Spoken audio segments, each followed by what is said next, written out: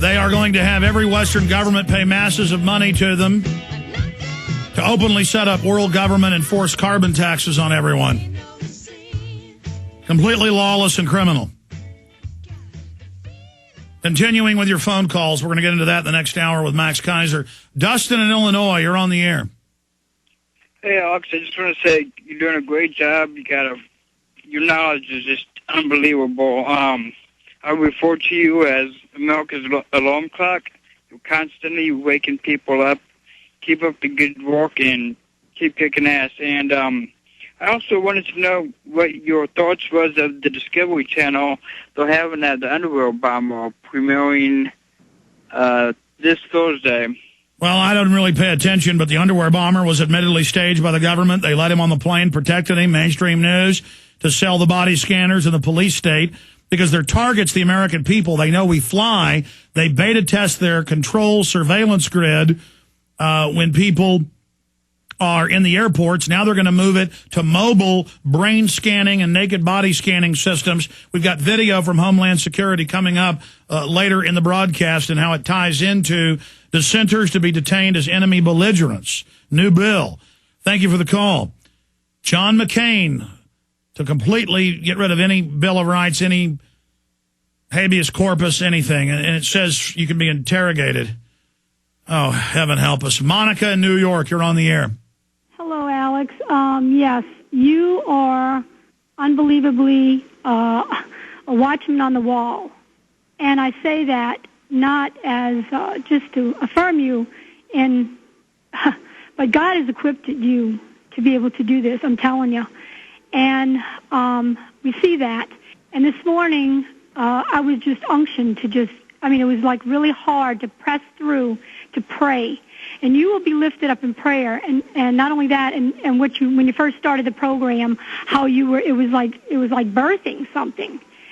I think people in the spirit need to realize that they have been created to operate a certain way. And there is an evil will trying to force us to not resist it. It's a spirit. And I mean, that's what it is, forcing down upon us to go along with the system, to be evil, to be worldly, to not have courage. And I feel like today I have passed over another line. This has happened to me before in a progression of discernment and awakening. And the reason I'm waking up and even more, and other people are as well, is because the enemy is rising right now. And God is trying to lift you up, the listeners, against this enemy. And I just realized the position I'm in. And I just say, why, God? Why is the world this way? Why do I understand this and a lot of other people can't, if they could just know what I know? Yeah. And we don't need to know, not all people need to know all specific things.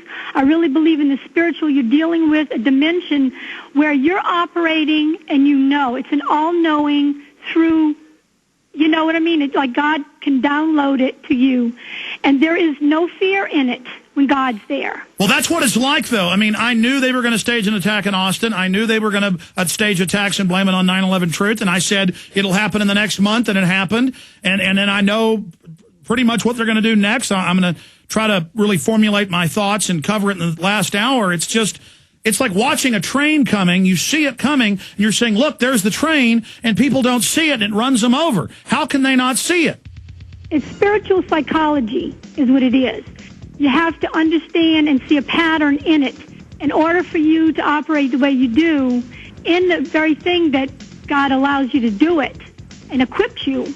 You have to see it that way, and it's a pattern, and it's almost like you could set up a grid and see it and point by point pick out. Absolutely, and that's what the globalists use their computers to do, and also their master gives them the same discernment. It is Monday, March 8, 2010. For the next 60 minutes, joining us from France is Max Keiser of the Keiser Report on RT. He's also TV shows at BBC, Press TV, you name it. The inventor of the Hollywood Stock Exchange. A lot of his technologies are used on major stock exchanges today. I want to get into the state of the world economy with him, but I also want to talk about the Joe Stack attack, a lot of evidence that was staged, the Pentagon attack, We saw preconditioning that 9/11 truthers were going to get violent before anyone had ever gotten violent. And I saw the media putting that out, and I said, look, they're about to stage something. And now it turns out his parents warned. Turns out he's got government connections with weird government contracts and communications with the Pentagon. Same thing with Joe Stack. But regardless, they are really demonizing everybody right now. The Southern Poverty Law Center is attacking me every day. They're demonizing the Tea Parties. They're going after everybody. So we'll talk about that with Max Keiser as well, because the people are really starting to wake up. The banks control both parties.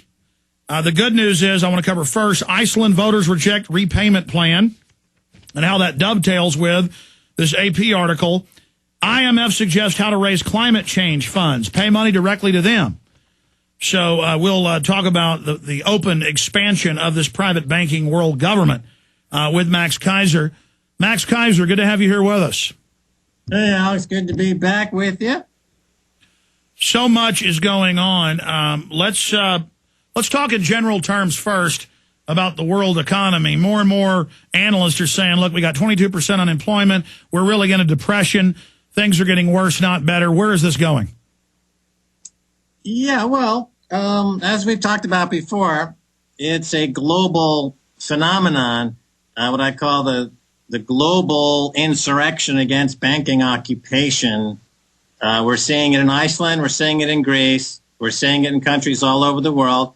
It started in 2007 with the beginning of the credit crunch. We first started to understand what was happening with the credit crunch. Remember, over there at Citigroup, the CEO of Citigroup, Chuck Prince, said as long as the music keeps going, we're going to keep dancing.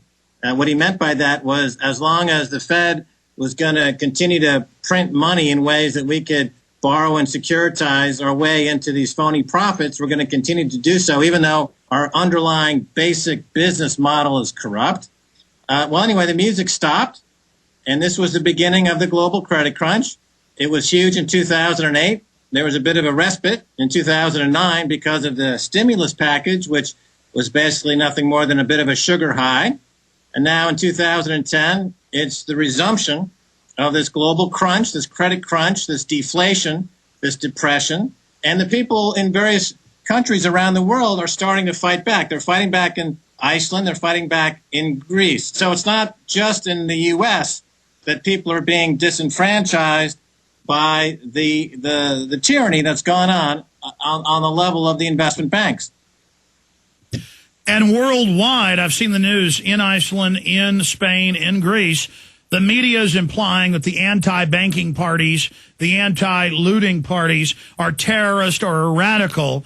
And so look for events to be staged and blamed on the opposition there. But I don't think that these staged provocations, or in some cases the establishment allowing nuts to attack the government, is going to make the people love the banks. I think this isn't going to work, Max.